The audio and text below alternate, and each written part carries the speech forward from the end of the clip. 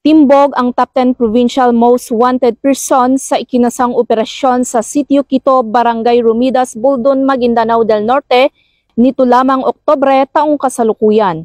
Kinilala ni Police Lieutenant Marlon D. Dante, Chief of Police ng Buldon Municipal Police Station, ang suspect na si alias Datu Umpi, 30 na taong gulang, isang CAFGO member na residente ng naturang lugar. May karapatan kang kumuha at pumili ng abogado. Kung hindi mo makaya, bibigyan ka ng gobyerno.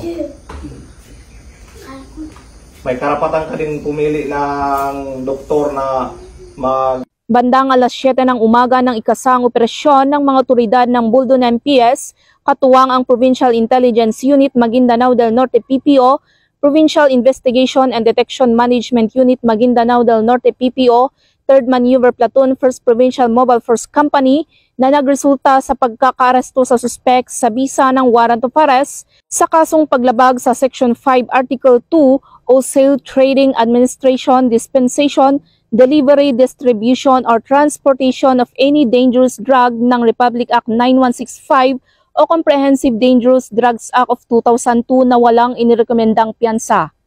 Samantala, si alias Datu Umpi kasalukuyang nasa kustodiya ng Buldon MPS para sa dokumentasyon at tamang disposisyon.